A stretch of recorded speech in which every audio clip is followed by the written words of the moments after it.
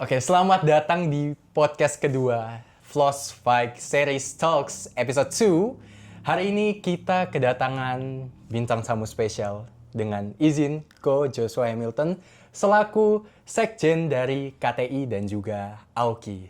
Oke, kemudian open statement dulu. Dalam dunia combat sport, fighter itu sering menjadi pusat perhatian. Namun di balik setiap pertandingan yang adil dan juga aman, itu pasti ada yang namanya sosok yang memegang peran krusial di dalam sebuah ring. Nah, dari situ, Ko Joshua sendiri mengambil peran sebagai wasit internasional. Benar, Ko? Wasit internasional dalam ajang combat sports yang ada di Indonesia. Ya, kita ngomongnya Ko Joshua sendiri itu aktif berkontribusi di dalam combat sports nasional di Indonesia ini. Oke, sebelumnya sebenarnya saya agak gugup sih ketemu sama Ko Joshua ini karena beliau juga saya sempat beberapa kali mendengar dari promotor dari Floss Fight Series sendiri, yaitu Ko Alek, bahwa Ko Joshua ini turut mau membantu untuk perkembangan event dari Floss Fight Series. Jadinya kayak kagum gitu kok. Dari Ko Joshua sendiri mau turun langsung untuk membantu Floss Fight Series. Jadi kita basa-basi sedikit aja ya, Ko. Sebelum sampai ke Surabaya, Ko Joshua ini dari mana, Ko? Dari Jakarta? Ada event kah di Jakarta, Ko? Betul. Ada event kemarin tanggal 15 Februari ya. Oh, 15 Februari. Iya. Event apa itu? Nama eventnya Jakarta Boxing Series. Jakarta Boxing Open, sorry. Jakarta Boxing Open. Ya, itu di HW Live House Kemang, Jakarta. Wah. Ya, jadi setelah itu baru kita flight ke sini, ke Surabaya. Puji syukur, nggak ada delay, penerbangannya lancar, dan kita di-serve langsung sama promotor Floss-nya. Floss-nya saya. Thank you ya, Ko Alex ya. Thank you, Ko Alek. Halo, Ko Alek. Thank you ya. Mungkin pendapat dari Ko Joshua sendiri terkait kota Surabaya dulu nih. Karena kami di sini juga penasaran. Ko Joshua biasa event di Jakarta, kalau misal datang ke Surabaya ini, ngelihat Surabaya ini kotanya seperti apa sih? Gitu. No. Saya sudah event di Surabaya ini almost 20 kali. Oh ya? Iya, saya sering ke Jawa Timur nih, sering mainan saya. Oh. Ini 20 kali lebih. Bahkan nanti ya dengan adanya Floss Promotion ini mungkin bisa lebih sering lagi frekuensinya. Tapi ya first experience saya tadi mendarat di bandara baru ya, itu ya. Bandara baru yang jauh lebih keren daripada bandara sebelumnya. Oh, gitu. Lebih cepat aksesnya. Wah. Bagus lah untuk sebuah pembangunan sebuah kota lebih proper ya. Yeah, good. It's a good airport for me. Oke, mungkin kita cukuplah basa-basinya karena Ko Joshua sendiri waktunya juga sebenarnya nggak banyak. Jadi saya akan langsung ke topik utama. Jadi pertanyaan-pertanyaan ini diambil dari beberapa teman dan juga beberapa pihak yang diwakili oleh saya untuk ditanyakan ke Ko Joshua sendiri. Nah, jadi saya akan nanya, menurut Ko Joshua, sebuah event combat sports profesional, faktor apa saja yang sebenarnya membedakan event yang kita bilangnya berkualitas dengan event yang kita ngomong juga hanya sekedar menyelenggarakan pertandingan aja, gitu? Semua event nggak ada promotor atau panitia penyelenggara yang eventnya nggak mau berkualitas. Ya itu dulu ya, mindsetnya kita samain dulu. Tapi nggak semua promotor tahu harus menghubungi siapa, nggak semua promotor tahu harus berbicara kepada stakeholder mana yang nantinya akan membuat ini menjadi beda. Saya ambil contoh, apa sih bedanya restoran yang proper sama restoran yang asal buka restoran? Restoran yang proper, kokinya, teman saya kebetulan, kursus atau kuliah langsung di Perancis. Ya, 4 tahun. Restoran yang biasa-biasa aja, ya dari otodidak, dari apa. Ketika kita berbicara hasil masakannya, tentu yang kuliah sampai ke Perancis atau yang pendidikan sampai ke Perancis, disuruh nih dua-dua ini. Koki yang levelnya internasional, kuliah di Perancis, sama koki yang ala kadarnya, sama-sama bisa masak ikan nila. Tapi yang membedakan itu cara pengolahannya, cara touch-nya, cara penyajiannya, algoritme bagaimana dari ikan itu datang fresh sampai disajikan, sampai bagaimana memberikan dessert atau makanan penutupnya. Kita bisa tahu kan kalau restoran proper sama restoran ala kadarnya.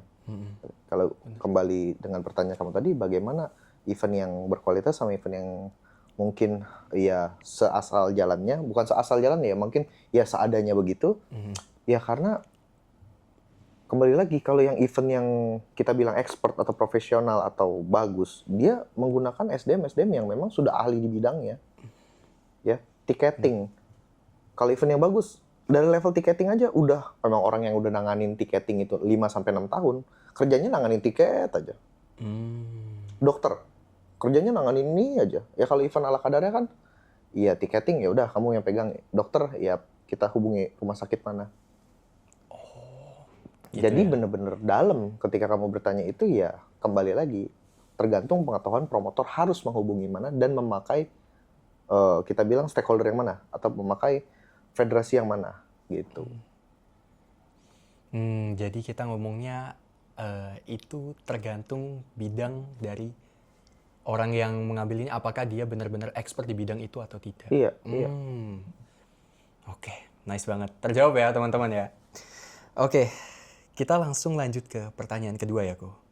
Kalau dikaitkan dengan perkembangan Flow Spike Series, menurut Ko Joshua, aspek apa yang kita bilang bisa membuat event ini memiliki identitas dan juga standar yang berbeda juga dari event yang lain? Gitu. Ya, puji syukur untuk event Flow Fight Series yang pertama akan kita gelar di Surabaya ini sudah punya fondasi yang kuat. Beberapa petinjunya, beberapa fighter Muay Thai-nya akan diorbitkan dan akan diberikan satu legitimasi atau kita bilang apa ya, satu promosi, satu bentuk promosi Benar-benar. sabuk-sabuk yang memang punya nilai jual atau punya value yang gak sembarangan. Yang maaf, bukan hanya sekedar sabuk. Memang sabuk itu diambil untuk menunjang ranking anak ini, ranking atlet ini ke level Asia maupun dunia. Gitu loh. Dan itu it's a good start. Dan memang terfokusnya untuk atlet-atlet juga yang nanti akan disajikan di fight card-nya Flow Fight Series adalah fight card yang memang pure fighter-fighter atau petinju-petinju yang sudah punya ranking. Gitu. Dan rankingnya ada tercatat, ada database-nya, ada track record-nya. Jadi nggak sembarang.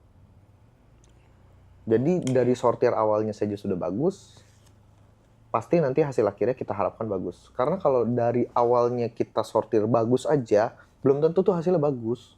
Apalagi kalau dari awalnya kita sortirnya jelek, pasti hasilnya makin nggak karuan kan. Iya, benar-benar. Kita harapkan ya kita sortir pertama udah bagus nih. Kita harapkan endingnya bagus. Gitu loh.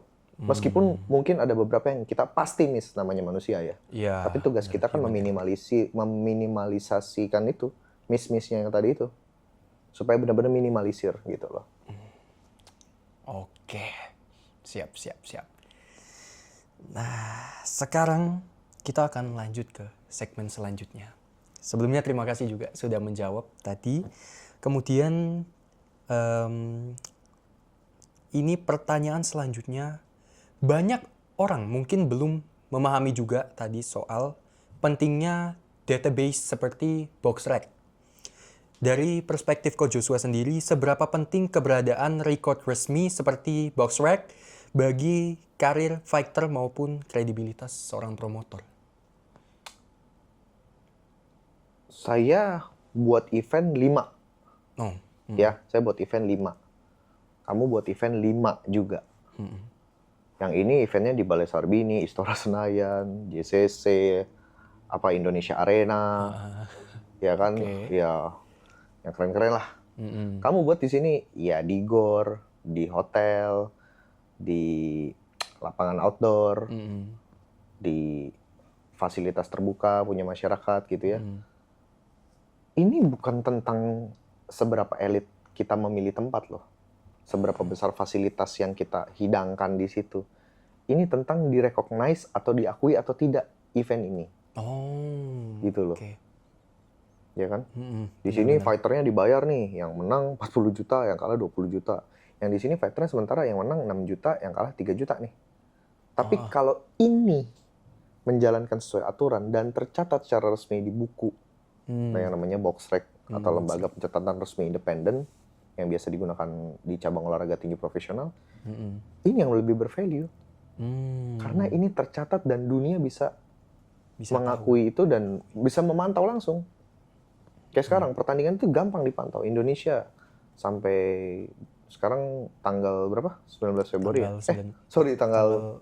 Sekarang tanggal di 16. 16 Februari. 16 Februari 2026 itu sudah tercatat 3 pertandingan resmi di Indonesia. Oke. Yang dibawa naungan kami langsung, naungan saya langsung, Komisi Tinggi Indonesia Pusat. Di mana 3 event ini sudah tercatat semua, sudah terrecognize semua. Sementara yang saya dengar di Indonesia, dari Januari sampai Februari sekarang, 16 Februari 2026, sudah ada mungkin 10 event. Ini 7 kemana?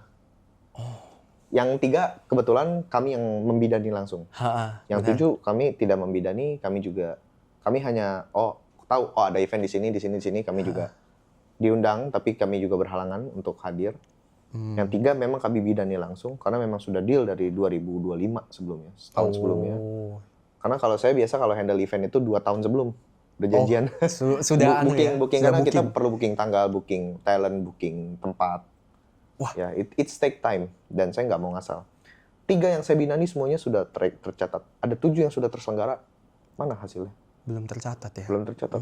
Mungkin yang 3 ini, ya kebetulan tempatnya lagi bagus-bagus nih. Oh iya. Nanti yang 18 Februari yang kita akan gelar besok.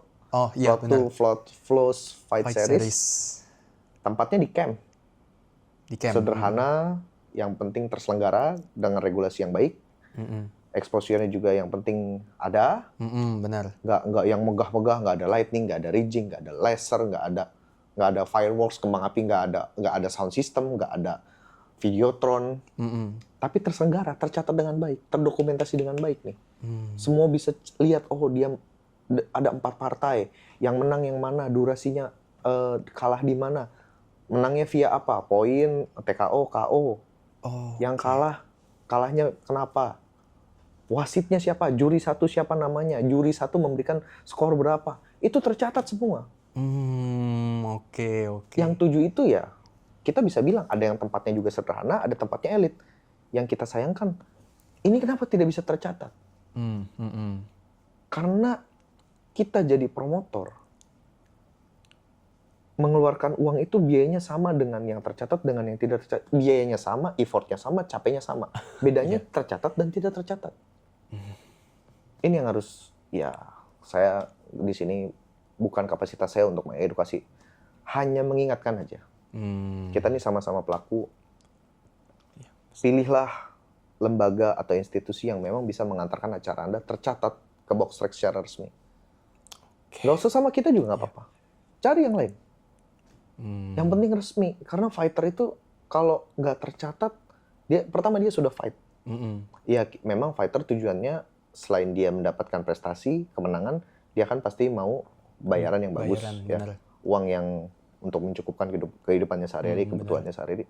Tapi kalau kamu tidak tercatat sekali lagi, harga kamu di sini-sini aja loh. Beda sama fighter yang tercatat. Let's say kita punya rekor yang jelas, 12-2-0. Artinya 12 win, 2 kalah, 0 draw atau seri. Ini daya tawarnya besar. Iya sih, benar. Sama kayak kita ngelamar kerjaan. Kalau kamu tidak tercatat, kamu bawa CV, kamu bawa bawa ijazah kamu, harus nunjukin ijazah asli, sekolah di mana, deretan prestasi kamu. Coba kalau tercatat, nih kamu mau tanya saya siapa? Buka Instagram saya. Siap. Ya kan? Kan gampang. Mau tanya saya udah ngerjain apa? Lihat Instagram saya. Nggak usah karena sudah tercatat. Kita bicara yang tercatat dan yang tidak tercatat. Mungkin begitu benefitnya. Gitu loh. Jadi value-nya tuh dilihat dari pencatatannya. Iya. Ya, itu yang kadang-kadang mungkin sampai sekarang orang tidak se-aware itu untuk melakukan itu gitu. Rata-rata cuma ngincar duitnya doang sih kok. It's fine, nggak apa-apa ngincar duitnya, tapi lebih bagus lagi. Karena kalau kamu ngincar duit doang, value kamu nggak naik-naik nih. Kamu harus tercatat dan kalau bisa juga memenangkan pertandingan tersebut, rekornya makin bagus kan, Iya. Ketika kita nilai plus bicara, juga. kalau value kita naik, harga kita juga naik kok gitu loh. Rekor kita bagus, positif, itunya naik juga kok. Sejalan ya. Jadi, Sejalan kok, sejalan. baik. Oke. Nah, tapi semisal ada orang ini mau mengikuti ya, fight yang ada mungkin box rec-nya, kira-kira apa saja tantangan yang biasanya membuat sebuah event ini ya, mungkin kita ambil dari sudut pandang sebuah event, itu dia belum bisa masuk ke dalam sistem pencatatan seperti box rec. Itu permasalahannya itu seperti apa? Sebenarnya nggak ada masalah, karena Anda tidak melakukan apa yang diminta saja. Oh, tidak Yang sesuai diminta syarat. itu nama lengkap, date of birth, alias name. Alias name itu nama panggung.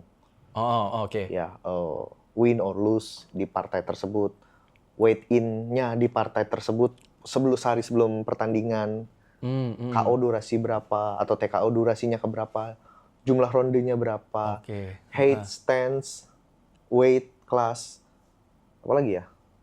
Kalau saya nggak salah ada 14 item, saya nggak terlalu hafal. Saya nggak terlalu hafal. Yang saya hafal cuma mungkin 10 doang. Ya itu dihantarkanlah data tersebut ke sana dengan spesifikasi, dengan bukti otentik, baik itu foto, tertulis, ataupun email, kecatat kok. Kecatat ya. Wah. Masalahnya karena Anda tidak mau melakukan. As simple as that. Not everyone also aware gitu. Iya. Dan kayak kita tuh, saya tuh ya jujur ya, males loh itu buka-buka Microsoft Word, Microsoft Excel, Microsoft apa lagi tuh, satu lagi tuh. Microsoft PowerPoint. PowerPoint, benar. Aduh, itu bukan, saya tuh nggak ahli di bidang itu. Tapi kita mau nggak mau, saya sebagai ya stakeholder di sini, juga sebagai sebuah lembaga institusi yang formal untuk mengeluarkan hal-hal demikian, I should do, suka nggak suka. Pengorbanannya di situ. Nggak pusing tiap hari nih, lihat email udah dibales belum, ya kan? Iya. Excelnya kecil-kecil, datanya itu, nanti saya kasih lihat deh. Siap. Saya kasih lihat deh, win lose itu kecil-kecil dan itu nggak boleh salah isi. Karena kalau kita salah isi, win lose-nya bisa kebalik. Win lose-nya bisa kebalik. Kamu sama saya, harusnya saya yang menang. Karena di pertandingan saya yang menang nih. Pas nyampe di meja staff, si staffnya terbalik ngisinya begini. Kamu yang menang, tercatatnya kamu loh yang menang. Itu baru satu. Belum lagi salah fotonya lah. Waduh. Salah KTP-nya, salah. Iya sih. Iya, jadi kayak bener-bener apply pasport atau apply KTP, kita harus bener loh, ini di mana, ini addressnya di mana, ininya di mana. Saya jujur pribadi males, cuma I have no choice. Ini ketentuan internasional. Ini nggak bisa apa-apa, ya kan? Sudah Mau menjadi apa nggak tanggung dicatatnya? jawab. Kalau mau, do it. Nggak mau, forget it. Ya kan? Oke. Itu sebuah jawaban yang sebenarnya sangat menarik sih untuk ya mungkin teman-teman di sini juga belum tahu terkait sistem dari box rec itu sendiri ya. Teman-teman ya bisa gitu kan untuk mendaftarkan box rec asal mengikuti SOP-nya. Yeah. Benar. For sure. Oke, mungkin kita lanjut ke segmen selanjutnya ya, Ko. Jadi, saya mau tanya juga sebuah ekosistem di balik sebuah event. Ini menjadi penghubung dari segmen pertama tadi. Nah, dalam pengalamannya Ko Joshua, siapa saja menurut Koko itu yang dia punya mungkin dia sebagai pihak yang kita ngomong itu krusial gitu, paling krusial dalam sebuah kesuksesan event combat sports yang mungkin sering tidak terlihat oleh publik. Itu kira-kira pihak mana kok? Pihak mana? Mungkin antara dari wasit dan juri, medical team, promotor, atau matchmaker. Promotor, matchmaker pasti sering tampil di presscon. Ya, tadi apa? Ada wasit, juri. Wasit, juri, medical team, promotor, mungkin ada juga regulatory body. Oh, maksudnya sanction body-nya, maksudnya federasi. Iya benar. Ya itulah. Ya pertama wasit juri. Kita memang di setting tidak boleh terlihat. Kalau kita di setting terlihat, kalau orang notice kesalahan kita salah ngomong, salah ngangkat tangan pemenang, berarti kita salah. Saya musisi. Jadi gini ya, di musisi itu yang kelihatan itu vokalis, gitaris, pianis. Basis itu nggak kelihatan dan nggak boleh kelihatan. Sekali dia, orang kan bilang, basis tuh ngapain sih? Nggak ada efeknya, nggak ada pengaruhnya. lepas bassnya. Hampa kan? Nggak ada deng-deng-deng-dengnya itu. Salah chord satu. Wah, Hancur kan? hancur sih. Bener. Iya. Tapi kalau itu lagunya berjalan dengan baik, basis tuh dikatain nggak ada, ini Nggak- kok, nggak nggak ada. ada rasanya kok. Iya, iya. Dan memang kita harus seperti bayangan. Jadi wasit itu. Kalau wasit itu dinotis orang, dia salah berarti. Ingat kita bukan aktornya. Kita bukan aktornya. Aktornya itu si fighter tersebut gitu loh. Itu satu ya. Yang kedua medical team. Yang pasti. Saya sudah bermitra dengan, kalau untuk selevelan kejuaraan dunia ya, dokter dari Turki, dokter dari Kamboja, dokter dari Italia. Wah. Mereka enggak. Terakhir lah di Kamboja nih. 18 jahitan. Oh, 18 jahitan. 18 jahitan. Salah satu fighter talent kita, 18 jahitan. Dari ring, ditandu ke bawah. Saya pikir dilarikan nih ke rumah sakit. Iya. Dibawa ke backstage. Ke backstage. Saya hitung tuh, dari ring ke backstage 2 menit. Cara dia nurunin cara 2 menit. Aduh, harusnya kan cepet nih, rumah sakit terdekat saya tahu nih. Aduh, kalau lama gimana nih gitu kan. Saya lihat, tahu nggak? Dijahit di tempat. Dijahit di tempat. Dijahit di tempat, diobatin di tempat, dieksekusi di tempat. Wah. Bayangin, seorang dokter yang bisa melakukan, saya bilang, it can possible, can, it's safety, just see, kata dia. Lihat aja, kamu mau lihat, kalau kamu belajar, saya kasih lihat. Saya bener-bener dikasih lihat tuh yang ini kebuka, nganga gitu ya, dijahit bener-bener gitu. Dan saya, gila, saya amazed banget gitu. Okay. Apakah mereka terlihat? Apakah itu nanti di storyin gitu kan sama dijadiin hook gitu kan? Enggak, benar. Nggak apa. Tapi itu yang menyelamatkan nyawa kita semua, yang menyelamatkan mukanya acara itu loh. Could you imagine fighter ini harus transit ke Singapura dulu, baru ke negara asalnya? Atau fighter ini kan kejuaraan dunia, dia harus balik dulu ke Turki, balik dulu kemana, baru dia bisa ke Mauritius. Kemarin ada 2 peserta dari Mauritius. Berapa jam dia harus transit, dan dokter itu sudah memberikan lagi loh obatnya. Wah. 3 piece pagi, 3 piece siang, 3 piece malam, 1 paket. Ada 4 paket buat 4 hari. Dia mikirin sampai kamu transitnya berapa lama, di mana, kamu boleh mandi kapan, kamu makannya harus apa. Kelihatan? Enggak. Saya buka, harus. Enggak, semua yang kalian nggak lihat itu nggak ada. Ada. Kalian aja belum menyadari, belum realize bahwa, saya ngelihatnya, gila. Kalau anak orang mati, itu kejuaraan dunia, bos. Iya. Kalau anak orang mati di situ, ya, waduh. Dan itu bukan one flight gitu, bukan. Dari Mauritius ke Kamboja harus 3 kali transit. Sekali transit di negara tertentu itu bisa 8 jam, 10 jam. Paling lama 26 jam. Wah. Saya kemarin dari Kamboja tuh kehabisan flight untuk ke Indonesia. Saya harus transit di Vietnam. Saya transit 28 jam. It was a boring time banget. Nah, iya benar. Itu dari counter 1 sampai counter 18, semua restorannya saya cobain semua. Nggak ada kerjaan lagi selain makan. Itu transit doang. Apalagi ini transit dengan cedera parah. Wah.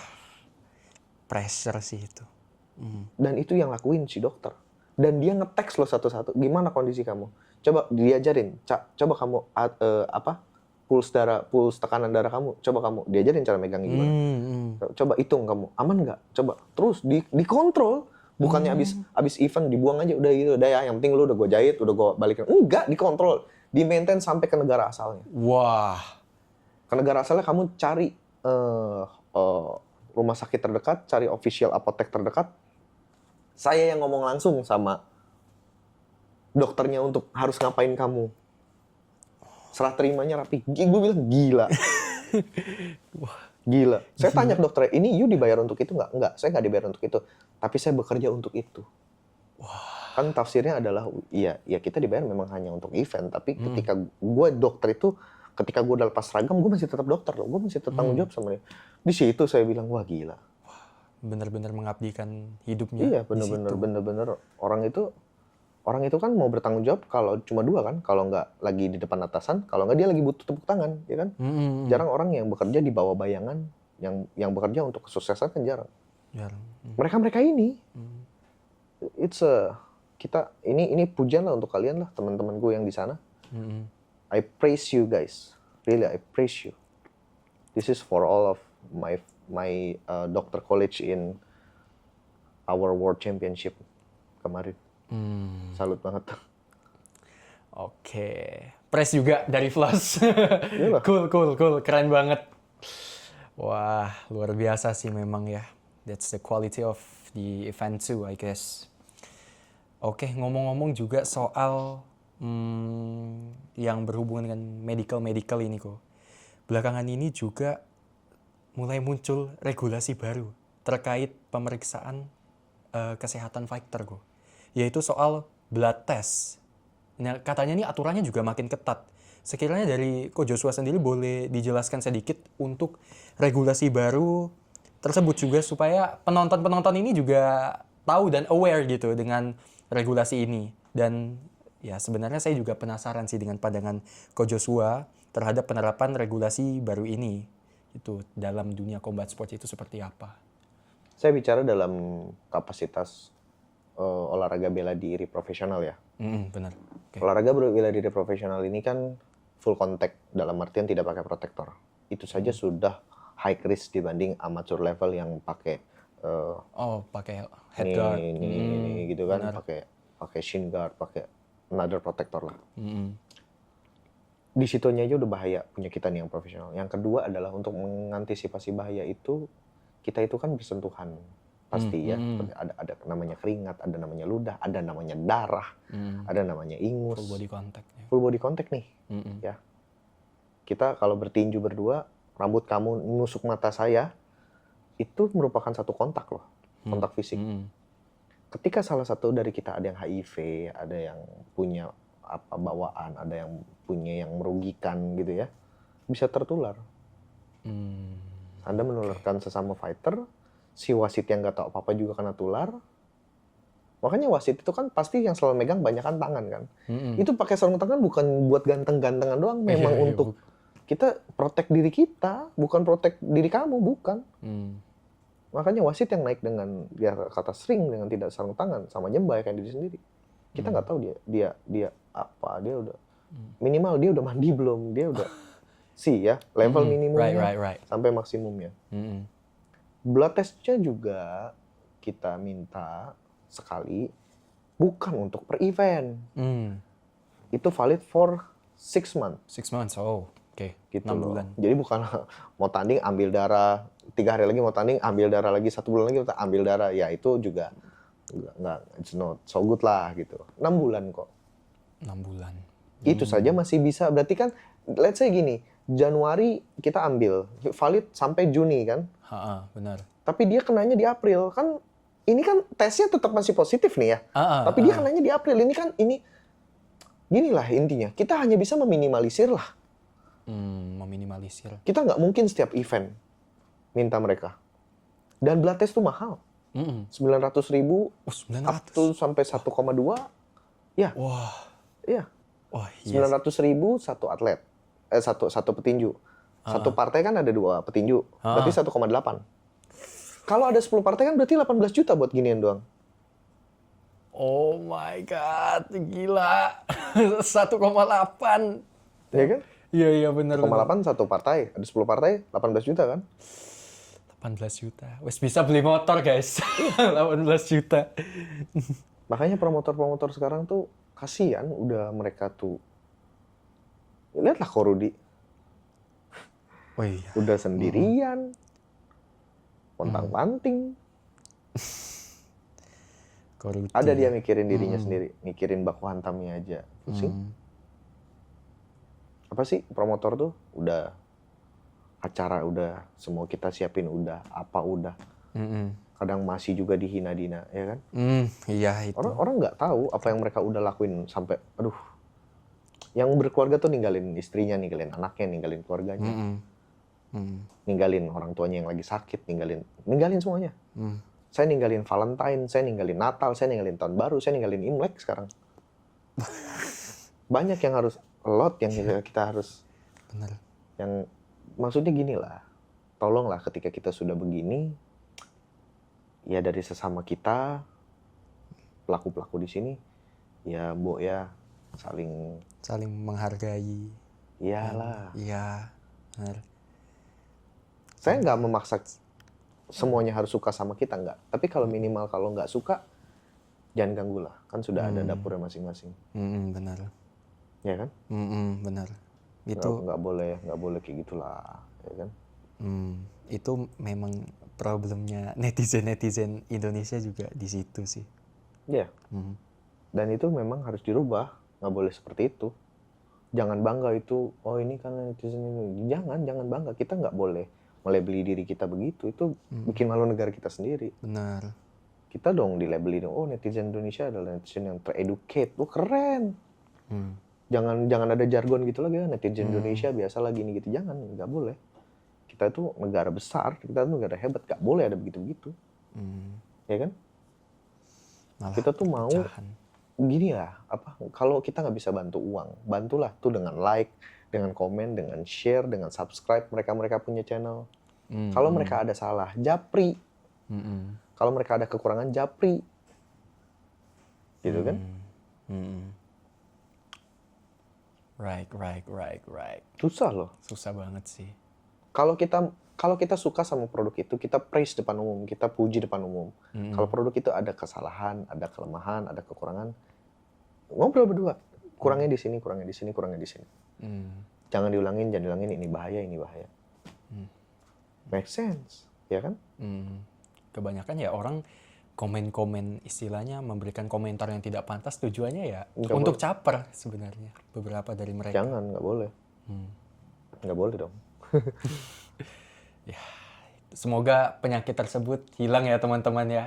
Dimohon juga untuk teman-teman bisa sekiranya menghargai apa yang kami selaku orang yang berkabung di dunia combat sports. Karena mungkin sekiranya ya kami melakukan kesalahan ya, namanya juga manusia. Namun sekiranya juga bisa diberikan kritik ataupun saran yang bisa disampaikan ya sesuai dengan norma-norma yang berlaku lah teman-teman. Karena ya sama gitu, misal teman-teman juga kita omongin, kita katain juga teman-teman ya sakit hati toh, gitu toh ya. Bener. Itu sih. Kalau menurut saya juga. Oke. Sekarang saya akan lanjut juga ke segmen selanjutnya ya, Ko. Oke, dari sudut pandang sebagai wasit internasional.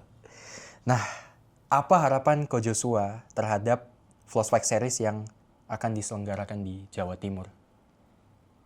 Menjadi acara yang memiliki gerbang jelas untuk ngantar semua petarung-petarung mereka, petinju-petinju mereka ke panggung yang lebih jelas, ke level yang lebih jelas.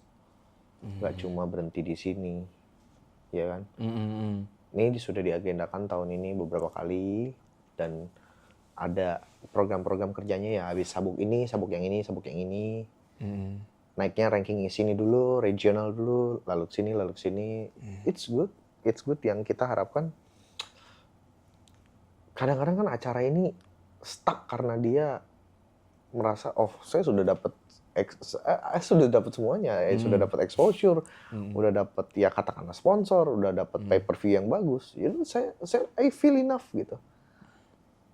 Kita mau Flashback Series ini ya jangan pernah ngerasa puas lah. Ya kita maunya terus dia inovasi, dia berkaca sama acara yang, oh ini acara stagnan nih. Kita kan tahu nih, saya nggak usah nyebut merek, acara yang keep growing sama acara yang stuck segitu aja. Gak usah disebut mereknya, kita udah tahu yang mana. Ikutin yang bagus. Kalau perlu ya saingin dalam hal positif ya. Benar. Yang baik dari dia kita ambil, yang harus dikoreksi dari dia ya kita koreksi. Mumpung ada yang udah ngelangkah duluan. Kalau dia berhasil ikutin jalannya, kalau dia jeblos jangan lewat situ, ganti jalannya gitu. Benar. Ya kan? Saya maunya ini menjadi gerbang yang jelas, menjadi platform yang jelas, clear pathway yang jelas untuk ya anak-anak muda di Jawa Timur ini melalui Flashback Series ini.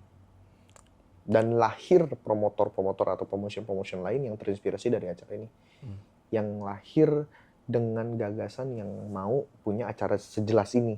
Nggak cuma mau acara happy-happy, acara sekedar acara. Entertainment nggak salah. Yang menjadi salah itu adalah ketika kita melupakan prestasinya. Kita melupakan prestasinya. Itu yang jadi hilang ya, garamnya tuh jadi hilang gitu, kaldunya tuh jadi hilang gitu loh. Ya kan? Tolong diingat, kita tuh bikin acara gini apa ke depannya. Kalau amatir pasti PON, SEA Games, Asian Games, Olympic. Kalau pro kan pasti regional title, international title, world title. Ingat ke situnya, kembali lagi gitu loh. Ini industri pro ya. Kalau acara itu tidak punya clear pathway seperti ini, mau sampai 200 episode pun ya, udah di situ-situ aja kan orangnya kan. Sabuk Joshua Hamilton, keren nggak? Oh keren, namanya keren. Tapi sabuk itu nganterin kemana? Nggak kemana-mana kan? Dibanding sabuk-sabuk yang memang prestigious, yang memang dia sudah di-recognize lah worldwide gitu. Ya kan? Sabuk Joshua Hamilton, ininya ada kadar emasnya, ada kadar berliannya. Pertanyaan, keren, bagus. Ya kan? Heboh tuh. Banyak yang mau memperebutkan itu. Pertanyaan saya, sabuk ini mengantarkan kemana? Kan nggak kemana-mana. Apalagi yang cuma sabuk-sabukan. Sabuk-sabuk acara. Sabuk tuh cuma tanda loh, sama kayak sertifikat, sama kayak medali. Tanda bahwa kamu pernah bertanding. Right. Gitu loh. Pilih yang clear pathway, pilih yang sabuk prestigious. Saya nggak perlu nyebutin prestigious yang mana, yang nggak prestigious yang mana. Oke. Karena semuanya udah tahu kok. Saya hanya mengingatkan, ya kan? Ada dari tadi saya nyebut brand satu, enggak ada, nggak ada. Iya, Ya kan? iya. Ini supaya buat teman-teman juga semakin aware lah gitu. Iya, iya. Oke. Karena juga Floss Fight Series ini mengangkat fighter-fighter daerah. Kira-kira mungkin dari Ko Joshua ada kata-kata nggak? Kata-kata motivasi atau kata-kata yang ingin Ko Joshua sendiri ucapkan kepada mereka fighter-fighter Jawa Timur? Si Jawa Timur ini juga ya daerah ya, dari Aceh sampai Papua semuanya daerah semua kan. Jakarta juga daerah, Banten juga daerah. Daerah kan per provinsi kan maksudnya. Tapi kan gini ya, semua kan punya kesempatan yang sama, ya kan. Semua pasti dikasih kesempatan yang sama. Dalam hal ini Jawa Timur sedang punya promotor nih yang bagus, yang proper, yang mau melakukan segala macam regulasinya, yang mau mendatangkan sabuk prestigious, ya kan. Ya maksud saya, toh juga Jawa Timur gini ya, coba cek di beberapa tim nasional, ada orang Jawa Timur. Cek di beberapa cabang olahraga nasional, ada yang Jawa Timur itu melesat ke level internasional. Cek di beberapa cabang olahraga amatir, ada wasit asli Jawa Timur go internasional juga. Amatir ya, kita nggak bicara pro, amatir. Maksud saya gini loh, iya, ini lagi ada platformnya. Ya kalau di Jakarta mah enak, ada baku hantam championship, baku hantam underground, ya kan? Ada road to baku hantam, enak di Jakarta mah banyak acaranya. Benar. Coba kalau di Jawa Timur, coba kalau di Jawa Barat. Nah ini di Jawa Tengah. Nah ini selagi ada si Floss Fight Series, maksimalkan apa yang diminta promotor, apa yang dituntut promotor, dituntut dalam kutip positif ya, performa yang bagus, clean weight in yang ketika timbang itu bener-bener ya 62 ya 62, nggak 62,2 gitu. Iya. Ya kan? Yang kayak gitu-gitu ya ikutin, ini jalan kamu loh menuju. Saya nggak mau terlalu banyak ngomong soal acara ini, nanti lihat aja sendiri betapa hebatnya acara ini. Siap, ya kan? siap. 11 April ya? 11 April, betul. Lihat aja. Lihat aja bagaimana mereka memanage-nya. Dan itu semua, saya nggak bilang kita yang memantau, kita kolaborasi. Kalau ada yang bagus, pujilah Floss. Kalau ada yang perlu dikoreksi, sampaikanlah ke kami, ke badan sanction ini, gitu kan. Benar. Gitu aja. Lihat, dan ini platform yang bagus, ini timing yang bagus, di mana olahraga bela diri ini juga grafiknya lagi naik, maksimalin. Ombak lagi naik tuh jangan kamu jauhin, naik bareng si ombak itu, kamu naikin ombak itu, gitu loh. Jadi gerbang pembuka kamu lah, pembuka karir kamu. Luar biasa. Oke, mungkin itu saja sih pertanyaan-pertanyaan yang sekiranya dari teman-teman juga penasaran ingin ditanyakan ke Ko Joshua. Terima kasih banget sudah mampir di Floss Fight Series Talks edisi kedua. My pleasure, brother. My pleasure. Siap. Appreciate juga bajunya keren. Di promotor. Nggak cocok belum? Oke, terima kasih banyak kok. Ya, sukses ya. Ya, buat acaranya 11 April. sukses. Sampai jumpa semuanya.